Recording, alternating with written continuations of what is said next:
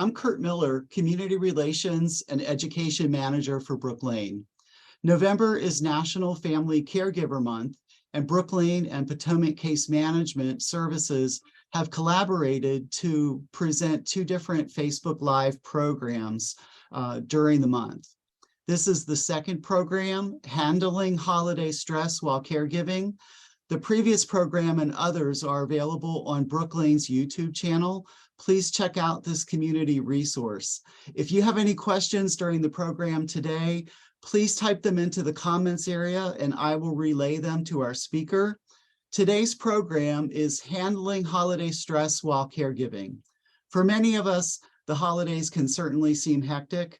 For those who provide primary care to others, however, the holidays can bring a very much increased level of stress. A recognition that we cannot do it all is often what is needed during this time. This Facebook Live event will focus on ways that we can simplify or scale down holiday expectations and activities so that we can have a more joyful holiday season with loved ones. Michelle Smith, a LCSW-C, is an outpatient therapist at Brook Lane's North Village Outpatient Office. She is our presenter for today. She has received her master's degree in social work from Widener University in Chester, Pennsylvania. Michelle's been employed with Brook Lane for more than 25 years, and I'm happy that she's here to share with us today. Welcome, Michelle, and thanks for being here. Oh, thanks, Kurt. Thanks for having me. Welcome, everyone. I'm already proud of you. You're taking time for yourself to kind of learn and grow, and hopefully you'll find this helpful to help you get along with all this holiday stress coming up. I'm sure everyone's already in the hustle and bustle.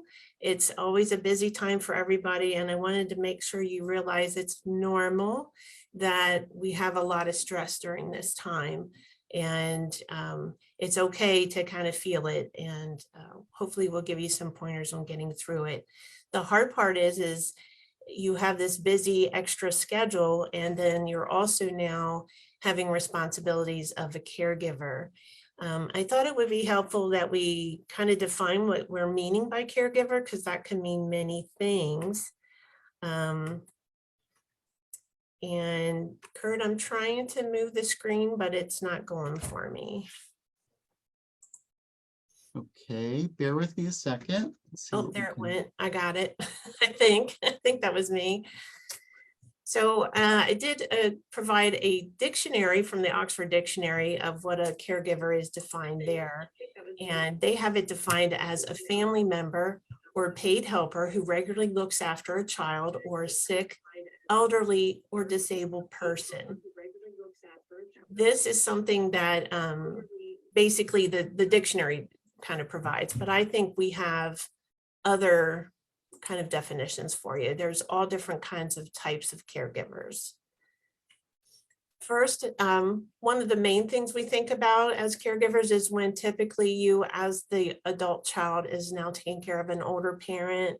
It could be your mom, it could be your dad, or it can be both of them, which is a big responsibility, and it kind of runs into some challenges and issues with role reversals and things like that, which we'll talk about here a little later. Another thing that could be as a caregiver is maybe you're taking care of your spouse. Maybe something has happened. You know, we're normally thinking of when we get older and one of us is disabled, whether that's physically or mentally, and we're helping out our loved one through a hard time, our significant other. But sometimes it can be in very young years. Maybe someone had an accident, have a brain injury of some kind, things like that, that could be causing a lot of issues.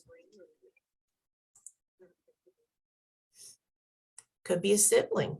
That doesn't happen quite as often, but what if as we get older, your sibling has lost a spouse, the family's maybe not nearby and they're living alone, and they need extra help for their care. So you could be someone who could be running over there a lot, helping them out, or maybe you guys decided to kind of move in, have them move into your home, and you have them there to take care of.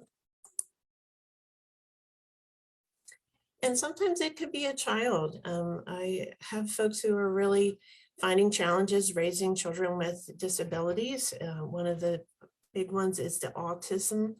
And if they're on the spectrum, you have a lot of different things going on there that you might need to help them with as they try to adapt with their sensitivities to noise, texture, sounds, and struggle with socialization. You might be dealing with some behavioral issues there too. So that could be also another caregiver type.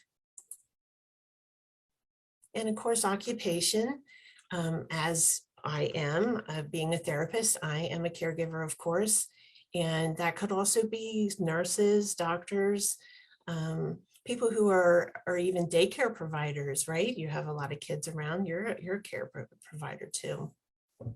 I guess I should share that I'm not only relating in a professional way, occupation way, but I am also relating personally. I've gone in and out of the caregiving role in my personal life, and actually, timing's ironic. I am helping out with my mom right now who did fall, broke her hip. She is out of the hospital, out of the rehab center, now home, but she lives by herself. And so I've had to do a lot of adjustments, as you guys are probably very aware of, where I got to go over and help out with the bathing. She's still on a walker and can't do a whole lot. So bathing, dressing sometimes after that, helping her with household stuff, laundry, meals, all that good stuff.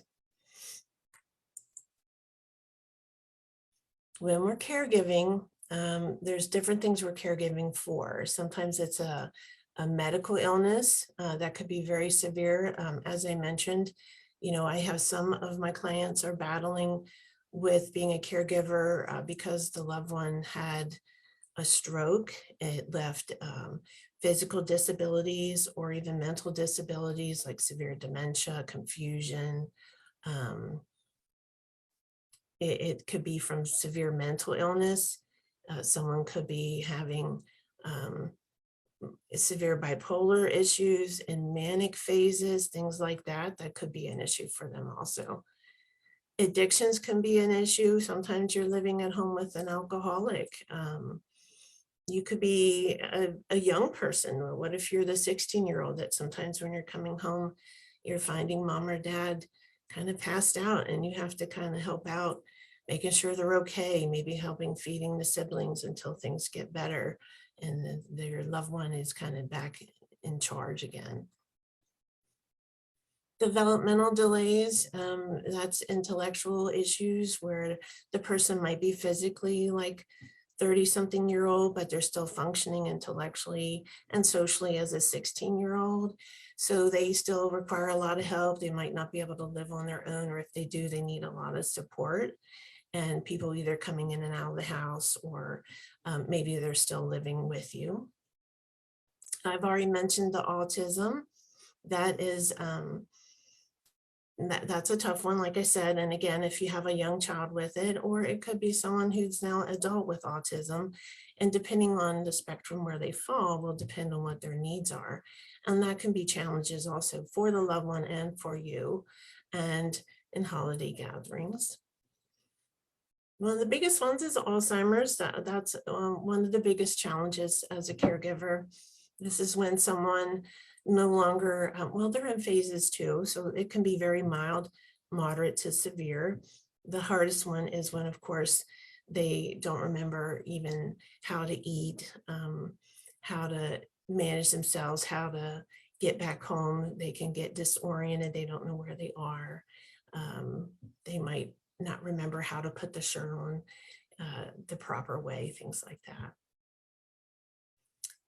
We kind of forget sometimes folks with physical disabilities like being blind or deaf, at times, especially if they have other things going on, might need some more support depending on what else is happening. I have some folks who there's a combination of some of these physical disabilities with the dementia and things like that. So it makes it extremely hard for the caregiver to kind of help manage the loved one when they might be losing their sight and can't remember different things. So it's hard for them to remember kind of even instructions on how to get used to being blind.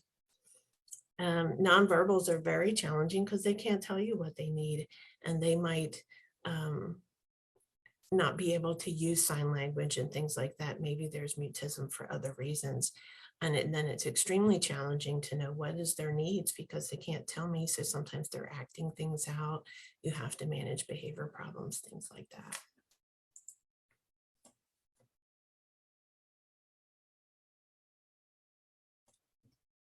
The hard part doing this is I'm very aware that caregivers' experiences are all very unique. So there's no textbook kind of answers for things. There's no step-by-step. If this happens, do this. So it can be a new experience for people, especially the role reversals. That's kind of the most popular when adults now have to take care of your parents. It can be very awkward. It will depend on the relationship that you had with them. You know, I'm very blessed. I have a positive relationship with my mom. So the role reversal hasn't been too hard, but I have to be very respectful that she's still the parent and I still try to provide respect and dignity. But at the same time, there's a different dynamic that plays and it's very much present. And so you and your loved one can kind of recognize that, and that can create sometimes for some people a lot of conflict. So some of us, it goes a little smoother than others. Your parent may still want to be in charge of things that they no longer can manage on their own. And then that can create a lot of arguments and it can impact your relationships in different ways. It's very challenging for someone who loses their independence. And so this is a unique kind of experience for them. You may have the person living there with you. Sometimes that can be helpful because you have more charge of your environment and it's easier to kind of move person around in your environment versus trying to live apart where you have to keep going over there and kind of doing things for them, because then you got to consider the time frame of getting there, especially if something happens and you got to get there quickly. You might be working. Man, some of my caregivers that I work with, they're very impressive. They're still holding down full-time jobs. And then sometimes they're going home where their caregiving is already started as soon as they get in. And caregiving is like another job, in my opinion, a very important one. So it's almost like they have two full-time jobs, especially if the person lives in the home, which can be very taxing. Sometimes if you're working though, you might be traveling to the caregiver's home next and doing kind of work over there and seeing what they need, maybe getting their dinner ready. And then you're coming back to your house. You could also be dealing with your own family. What if you're someone who has young kids, you know, and then you're caregiving that way and you have the little ones to take care of. So as you can see, people have a lot going on and they can be juggling a lot at one time. And we really don't know the life of the caregiver. We have to be careful of doing a lot of assumptions. You know, I have impressive clients who, looking at them, you think that, you know, got it all together. They're very strong and they're managing, but there also could be masking. And so sometimes I think us as caregivers have to remember that we have to let others know how we really are doing so that they know how to be a support to us. Because as I said, if you're full-time working and then you're also a full-time caregiver, that's two jobs and you really don't have a holiday or a day off. Someone might be a financial caregiver. Maybe you're one of the siblings who not necessarily lives nearby and aren't doing the in-the-house kind of stuff. But your part is basically helping with finances. Maybe you're managing property or a business. Maybe you're managing the bills or an estate. As the caregiver might be moving, you know, had to move out of their home and into another one, and you're the one kind of helping out with that end. So that can be a lot of stress. You know, a lot of times you think about caregiving with one person, But I have some clients who are taking care of both parents at the same time. They have their own dynamics in there because both of them are not doing well. Both of them are needing you. And sometimes that can be a challenge, not only for the couple, but then for you, because now you're dealing not only with one person's needs, but another one's needs, and they don't always coincide. So we can have a lot of stress there. Like we said, with daycare providers, you're dealing with not just one child, you got a whole bunch of children on your hands, which we all know can be a challenge. Behavioral issues are the hardest ones. When you're caregiving, someone with mental or physical issues that can come along, that can be someone who's very moody. They might have crying spells on you. They might get very agitated with you. Unfortunately, you being the caregiver, typically you are their safe person. And even though it's a compliment, it can be an issue too, because then you're the safe person to take all my feelings out on. And I know that you'll be there for me regardless, at least they're hoping. And so sometimes the behavioral issues can be a challenge. They can be hopefully just verbal, but sometimes they can be physical acting out, which you have to be very careful on depending on the person.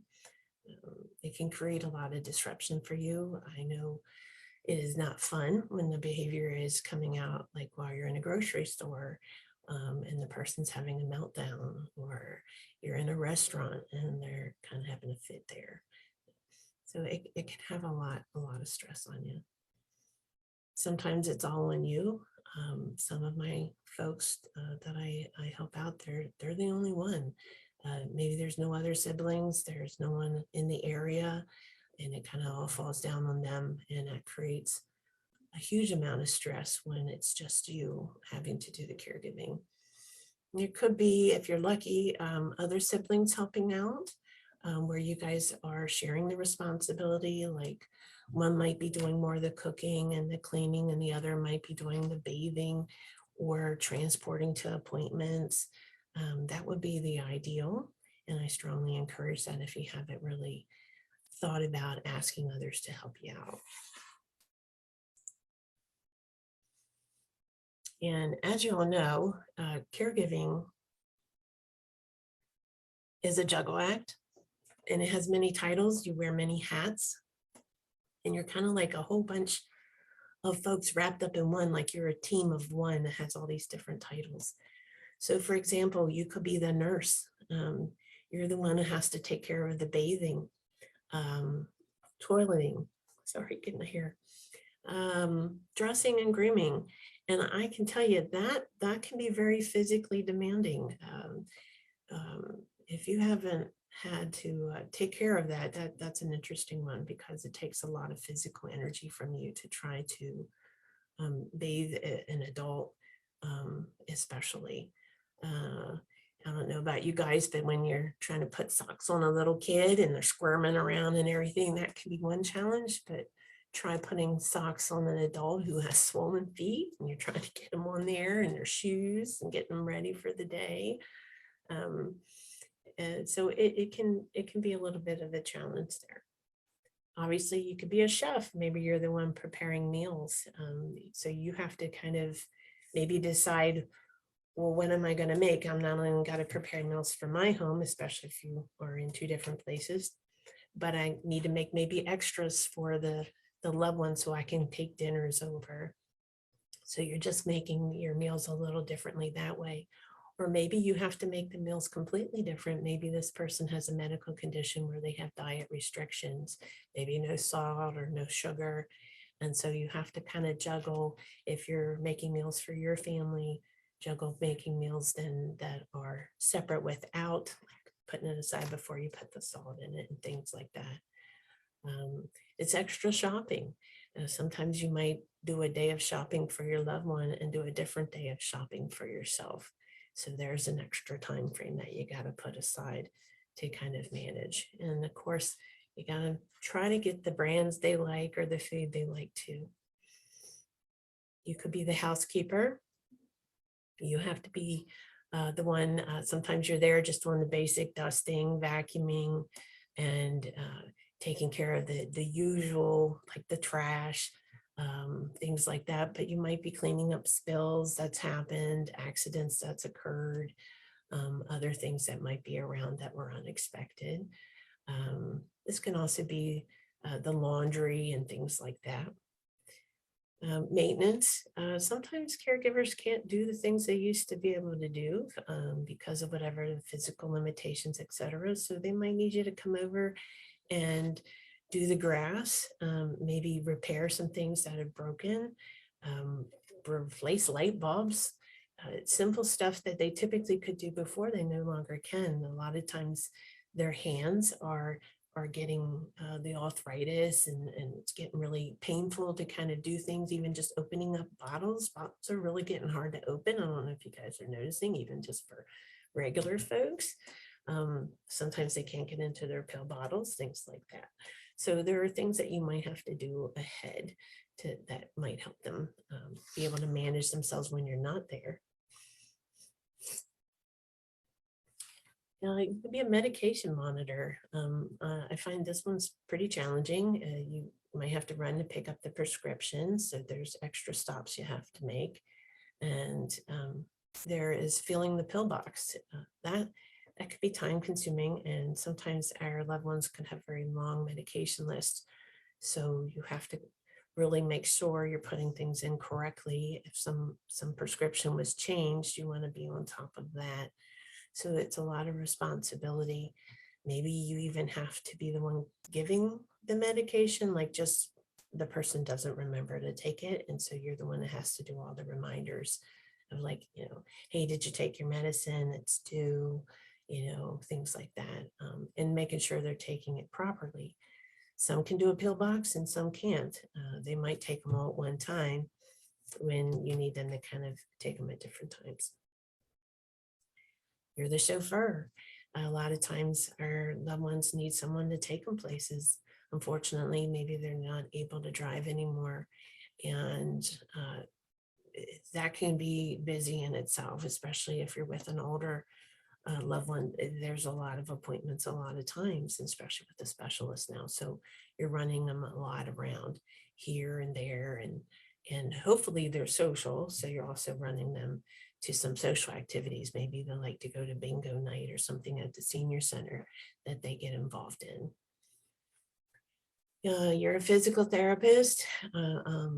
You're helping sometimes with mobility. And this is where, if like my mom right now is on a walker, and if she has to go to appointments, or we're trying to take her in and out or leaving her own home, there are steps. And so she needs help maneuvering, making sure someone is there, transferring her, up and down the steps basically. And there's things that, if you think about it, nobody really taught us. If you're not a physical therapist, you really didn't get taught necessarily how you're supposed to lift a person so that you don't hurt them, don't hurt yourself. Like, for example, helping my mom down steps, if I'm just holding her hand, it's not really real helpful. I have to kind of get her up underneath, there underneath her arm, up in her armpit, kind of that weight there to properly hold her in case she does fall. But what if you're a lot smaller than your caregiver or your loved one? And maybe, you're little and your loved one is like 6 foot tall. That can be a huge challenge and risk as you're trying to transport them here and there.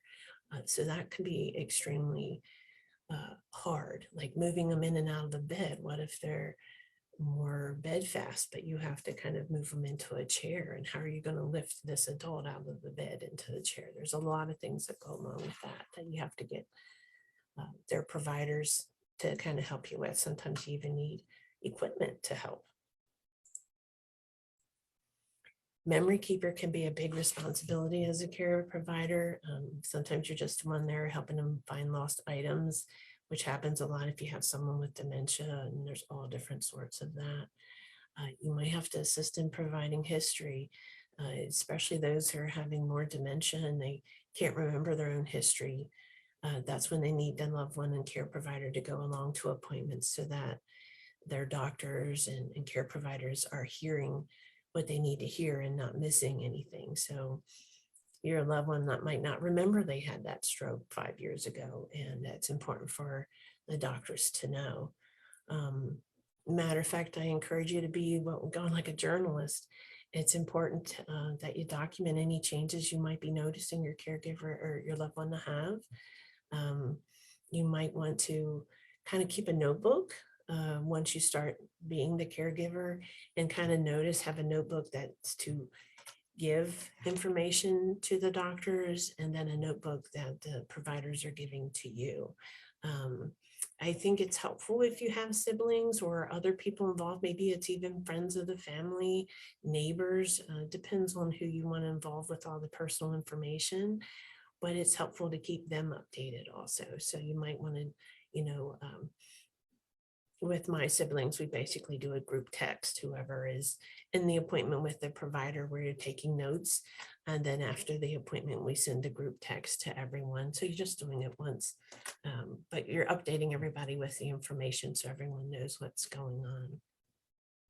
That also helps though with coordinating of providers. If that way, if someone else ends up helping taking them to this appointment, but wasn't in the other one, they have the information to actually still use. Like I mentioned before, you could be a financial assistant. Maybe the person doesn't know how to balance their checkbook anymore. They're not capable of doing that, or they get overwhelmed with the bills, don't know kind of the due dates anymore, how to get them out. So you might be managing the banking or other financial matters. So there's a lot on your plate with that. Being a secretary, managing schedules, oh my goodness, not only your schedule for you, your family, say you got kids and events and things like that, you have to manage theirs, the social gatherings, getting together. All those kind of play a part of the juggling when you're a caregiver. See all that you do? You could be like me as a therapist. Sometimes you just have to be there to listen to your loved one, talking about the day, the worries that they're having, managing their moods, their fears, and unfortunately, sometimes their aggression. Sometimes you may have to kind of put on the code of mercy and just kind of let them vent, not take it so personal, realize that they're really more venting about a situation, a loss, frustration of something they can't do anymore, and just be there for them. And sometimes that's all they need. They don't always need you to fix it. Sometimes they just need you to listen. And the big one, you are sometimes the companion they need. It is very therapeutic when you feel loved and you feel cared about. Someone out there is kind of overseeing how you're doing, checking in. That's a big therapeutic thing for someone. And touch is, if you think about it, the older we get, the less we are touched typically, as in not as many people around. You're not around as many folks. Your loved ones may have passed on and it's just you, and not as many people know you personally who can give you a hug or a kiss or help you feel loved, or just touching your arm. So that's very important too. If there's any signs of affection, really can help even someone's health. It's been proven that if there's positivity and they feel loved and cared about, that in itself can help their physical condition get better. Sometimes just because you're there, they feel safe and secure, even though you're not doing a whole lot. You might be in the other room or upstairs, things like that, but they just feel secure knowing somebody is around. So that in itself can be helpful. So as you can see, you have a very important role. And so there's important caregiving qualities that you have to kind of maintain if you want to take on this role. So first and foremost is the big heart. As I mentioned, you have to be very empathetic. You have to be able to provide mercy when you need mercy, give them a hall pass sometimes. I think I have it down there. It's like able to forgive them, but also really have joy with them and really enjoy being with them if you can. that's not always easy depending on the scenario and the situation, but you need a big heart, because if you think about it, you're taking someone else's life in your hands and you're really taking care of them, and it shows a huge heart. Dependable and reliable is big. This person needs to know that you're going to be there when they need you there. So for example, if they have an appointment at 2 o'clock, they need to know that you're going to arrive in time and get them there by 2 o'clock. If they're expecting you to come over at a certain time, a lot of times they need to know that when I say I'll be there, I'll be there. Otherwise they get frightened and worried, things like that. So it can cause a lot of stress if you're not able to be dependable, especially paying the bills. They want to make sure that they're able to have someone who's going to get bills paid in time. Good communication and being a good listener is big. You have to interact with this person in different ways, depending on the scenario. If there's someone who is having cognitive disabilities where they can't maybe comprehend as easy or as quickly, you may have to take your time, say your statements very slowly. You may have to repeat yourself a couple times. You may have to state things very clearly and in small increments, so that they kind of retain and can do the steps by step kind of things versus give them a list of instructions. And being a good listener, like we mentioned.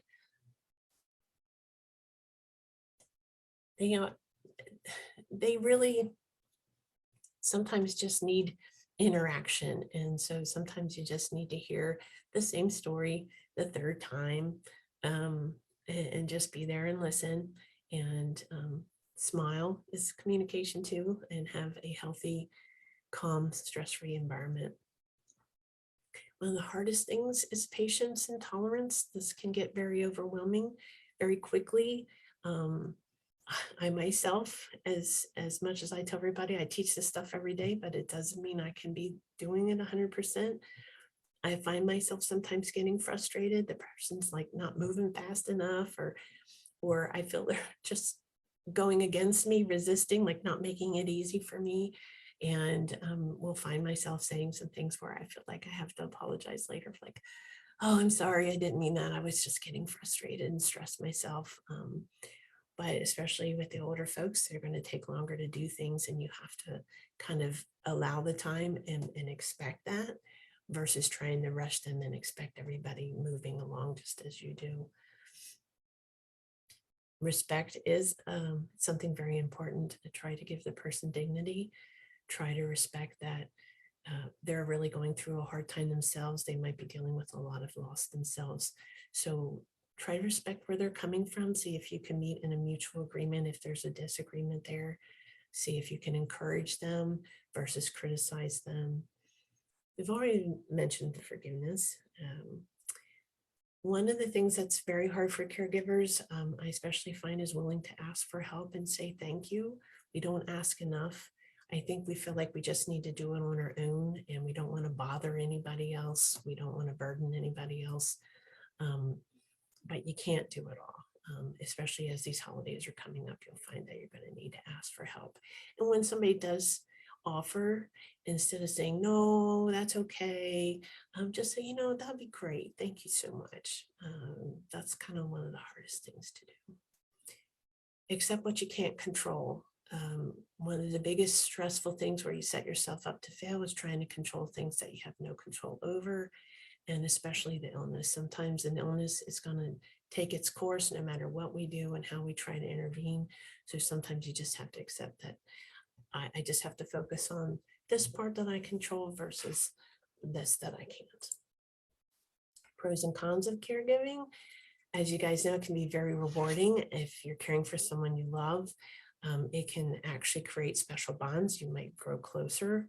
I get to have some more special time with my mom, and even sometimes hear about her past that typically we wouldn't be talking about, but it's because we cleaned something out and she found something that reminded her of the past, and you kind of learn more about the individual. Gives you a sense of purpose. We all like to feel needed and feel we have a purpose here on to kind of help out others. It can be very rewarding. And you feel needed, feeling you're able to give back. it's a gift. I know not always feels like that. Um, but I especially feel spiritually, you're being an angel for someone, you're there to provide. And I think having that feeling, seeing them smile, seeing them really appreciate what you've done. Maybe they get excited about the making their favorite meal or their dessert, or that you were there when they had success and recovery. So it can be a gift, kind of being involved that way. It can give peace knowing that if I'm the caregiver, I know I can give the good care. I'm more familiar with their personality. I kind of know what they want, what they need, and I can provide that better, versus someone who's a stranger. And they too might feel more comfortable that they're with someone they know and that they trust. So that's always a good thing. There can be a downside. Of course, you all know this probably very well. It's a lot of responsibility. It puts a lot of physical demands on you. Especially if you're older yourself. Maybe you're that spouse who's also aging. Maybe you're both in your 80s, and now you're trying to physically bathe your partner, help them dress, lifting them from here to there. It can be a lot on your body also. Mentally, it's huge. There's a lot of energy that goes out when you're sitting with someone. People require energy. And when you're sitting with people, regardless of what they're doing, you're spending energy. And so if you're a caregiver, you're giving a lot of your personal energy physically and mentally, and that could be very draining. And we have to be real careful of that. It can be time consuming. A lot of your day is gone. Your whole week is gone before you know it, when you're doing not only what you need to do, what you need to do for your immediate family, but then doing the extra stuff for your loved ones. And we don't talk about it probably enough, but it can strain relationships. If you're doing it for a long period of time, like some caregiving is very temporary, like with my mom, hopefully she'll get back on track and she won't need me in there as much, and she'll kind of be more independent. But there are others that it's a long-term event, and it can be very taxing on people. And if you don't balance your lifestyle, this can be draining on you. And when we're drained and when we're tired and we're not getting enough sleep, we're going to be crabby, and they might be crabby. They're not feeling good. So they could be maybe different even in their personality, like with the brain injuries, they could be a completely different kind of character kind of coming out there. They used to be very joyful and easygoing, but after the brain injury, you might find them argumentative and more resistant and challenging. And that can impact your relationship. With the Alzheimer's, if your loved one has Alzheimer's, they might not remember you. They might not remember the relationship you had. So in a way, you're kind of grieving this person you once knew in this relationship you once had, while you're trying to help them out. And at times they might not even recognize you. So then they're interacting with you differently. So there can be a lot of strain on relationships. Again, watching loved ones struggle and to compensate, that is not fun. And so again, it's starting your grieving process, but also watching what they have to deal with, whether it's pain or emotional pain or physical pain, or their losses, they're grieving too. Maybe you're helping a parent who just lost the other one, and you have to sit in that pain while they're missing them. It is messy. As I mentioned, there's no guideline, there's no quick fixes, and it depends on your level and depends on what you're going to do and how you're going to manage it. One of the biggest things you have to be careful of is what we call compassion fatigue. And that's really where I try to help a lot of my clients out, because this is one of the hardest parts of being a caregiver. Compassion fatigue, if you're not familiar with that term, and if you're honest with yourselves and others, most of us can go through that, in and out of that at many different times, in different stages. If you're finding yourself in compassion fatigue, basically you're feeling unempathetic. That means you no longer have that heart. You no longer have as much caring or empathy for the person. You're not feeling for them as much. You're more angry with them. You're very exhausted physically and mentally, Typically, you're not sleeping a lot, so you really physically are getting worn down. And when you're physically worn down, they very much interplay. You're mentally worn down, so you aren't able to be tolerant. Like down there, it says impatient and low tolerance. You don't have it. You don't have the energy. You're on fumes, and so basically, that's when you get pretty grumpy, very agitated. You find yourself fussing the person more often than not. You're not patient with them. You're rushing them. You're not wanting to sit and listen to them or hear their view of things or what's going on with them. You're starting to feel very unappreciated.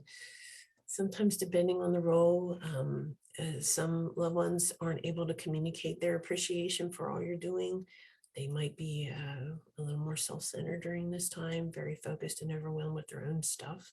So basically, it's hard for them to verbalize that they appreciate you doing everything you do. So that's when you start kind of feeling like, why am I doing this? And that becomes a challenge when you get into those modes. You actually get pretty negative during this time. It's hard for you to see positives in the situation. It's hard for you to see this getting better, and you're feeling pretty frustrated with the entire thing. All this can lead, though, the danger zone is losing your temper, and or you yourself getting physically ill or mentally ill with like a depression, severe anxiety, things like that. That's going to manifest if this continues without making any adjustments.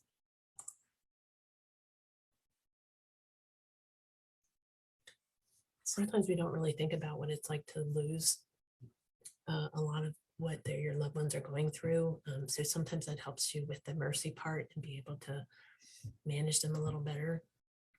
Embarrassment, loss of dignity. This is kind of when they have accidents. Having somebody have to toilet you and bathe you can be very upsetting, depending especially on who's doing it. And if that's not, maybe they were a very independent person and this is really getting to them. A lot of loss of independence. They can't drive.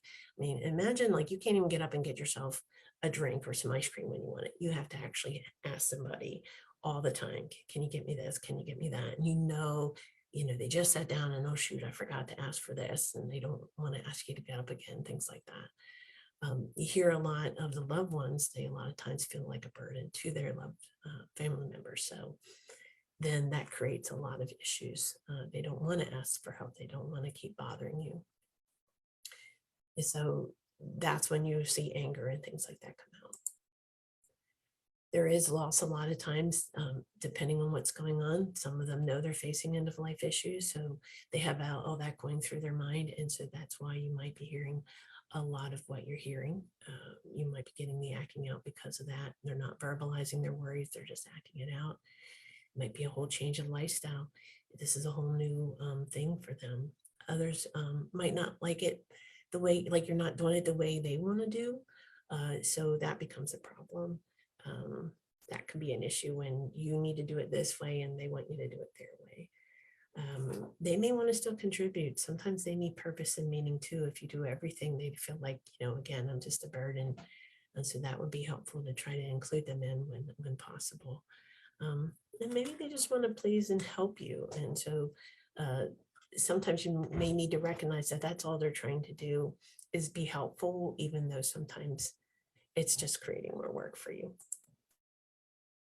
Of course, with all this being said, then with everything we just talked about, and now you got the holidays, and how are we going to kind of now put anything else on our plate and manage this extra stuff? So what you want to do with caregiving, and especially during the holidays, is set realistic expectations and really realize how much can be done. You might not be able to do everything like you've always done it before. I always suggest starting early and do it in small steps. Like with my mom, I think I had her decorations done. I had to do it over 2 weekends, and because I had to, do the showers and help her with the house and everything. But I don't know, I could have probably had the decorations started right after Halloween or even before. And of course she was great. She didn't care. So because I have to do her house and I have to do my house and things like that. So start early, start cooking early, ahead of time, make those Christmas cookies maybe early versus waiting all to the last minute, the last couple of weeks, and freeze them, things like that. Sometimes you can't do the normal traditions, so you have to adapt.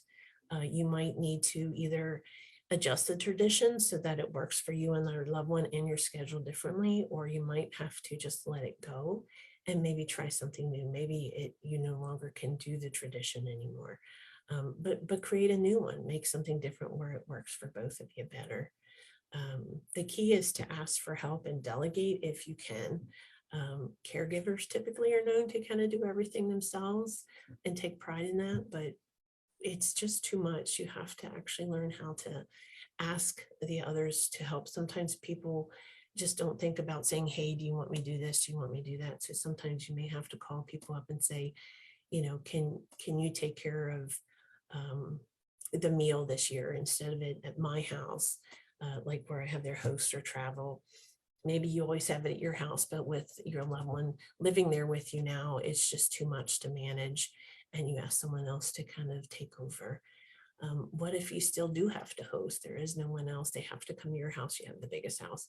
Then you might have to need to make adjustments with everyone there. Sometimes it's a lot of noise. It's a lot of chaos with little kids running around and all the chatter and everyone laughing and things are getting loud, and that can upset depending on what your loved one is dealing with, or they can't move around as much. So you might need to have a special room, maybe what's more quieter, set aside where everybody can kind of come in and talk to your loved one kind of separately in there, and they kind of have a more calming space if that's possible.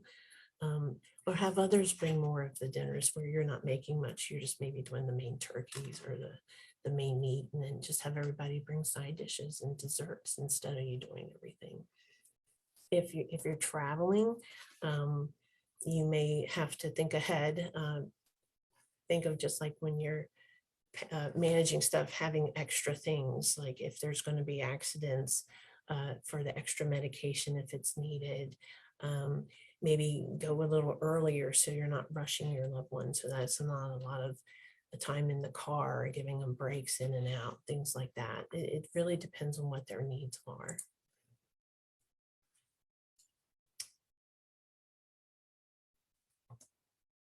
Prioritize and things that are more special and meaning to you. So like, for example, maybe it's too much to drag the tree down and decorate the tree and put all that up. Maybe that's too much on you right now. There's not a lot of space because you have an extra chair in there for that person. And they have, I don't know how you guys are, but a lot of times there's a tray table here and another table here with all their medicine and different things that are kind of piling up. And there's really not a lot of room anymore for things you used to put out because now they're there with you or something. Decide, is that really something? I don't have little kids anymore. Is that something I really need to have? Maybe I'm just going to put out the other stuff. Think about sentimental things, or more spiritual things that you want to see up that gives you joy, and just put those things up first. And then if you run out of time to get the rest up because you are doing them in small steps, then it's not a big deal to you. But maybe the loved one, it's really important for them to have that tree up, and that would be something that would be helpful for them to see, and they see all the special ornaments, because that's a tradition my mom and I have, that we kind of get ornaments wherever we go when we travel, and so we get to run through kind of those fun times. So maybe if that's important, focus on the tree, and then if you don't get the outside decorations done or things like that, you're not too worried because you got the main thing done. You decide whether you want to cook that day. Maybe you want to give yourself a break, which you definitely deserve. And maybe you should just order out, or if you have everyone over, maybe just have it catered or have part of it. Get some of the other stuff that you normally make, get that brought in, and instead you just cook and eat and do less things that way so that you don't have to do it all. You might want to decide, do I want a formal event like I typically do, or should I kind of scale it down? Maybe I should just do a smaller gathering, not do as many of the extended family, and just kind of keep it smaller with less people, and or bring the others in another day, like at different times, have the smaller groups, maybe have the neighbors over at one day, and you might have your church support group a different day, and then your family a different day if you're one of those to do all that. Make it easy on yourself. Wrapping takes a lot of time. If you don't have a lot of little kids, I know little kids like things wrapped. If you're able to do mix it in there with some gift bags, though, that will make it a lot easier. And it'll make it a lot easier on your loved one too if they're helping just kind of put stuff in the bags. Scale back even with the budget. If you're taking care of a loved one, sometimes that impacts you financially too, and give yourself permission that I just can't give out as many gifts as I used to. As you all know, everything's going up right now. So we all have to kind of really start thinking about adjusting the budgets and really feeling like what's important regarding gift giving. And maybe instead of buying everybody a gift, maybe you can draw names and things like that. That might help where not everybody has to be getting a gift on that. Now, I already talked about the top one where your loved one might need a quieter setting or different accommodations, especially those with autism, all the extra noise, the screaming or different sounds that they're sensitive to. You might have to decide, maybe we should only go to the holiday get together and stay for an hour. If you start to see warning signs that the person's getting edgy or anxious, then you have to kind of realize it's probably time to go. They've had enough. When possible, involve the loved one. That's really important if you can. Keep things balanced that way, where they can help decorate the tree, maybe put the things on the hooks and you can hang it up, or maybe they can in their wheelchair do the bottom part and you can hit the top part. Aromatherapy sometimes help calm and soothe those who aren't feeling well. It can give them a sense of like warmth if it's like holiday cookie smells or lavender. Cards you can simplify from, instead of sending a whole bunch of letters and cards to everybody, just do one letter, letting everybody know how you and the loved ones are doing, or the e-greetings. And limit exposures to triggers. Triggers are kind of maybe something that person, like I said, with the autism, the noises and sounds and things like that could be issues. Maybe certain people. Sometimes holidays are argumentative and things like that. You might want to limit if you're starting to see things getting a little feisty at the place. And again, just limit the time that you're around.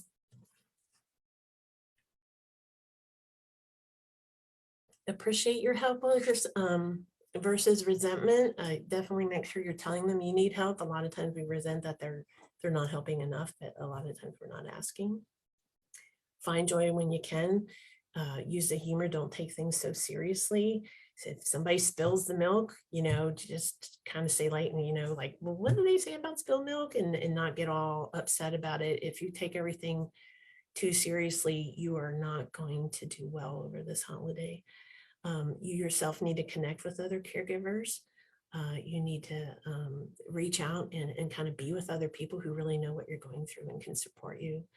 Try to use kind, gracious, and assertive talk when you need to. Like if someone is trying to kind of do things that it's not going to work for you because of caregiving now, you have to assert yourself.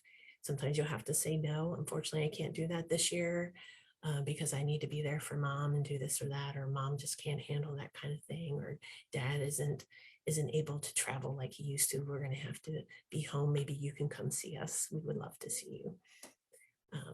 And of course, if people are helping, it's great if you can send a thank you card of appreciation or just send a text. Those are a lot easier.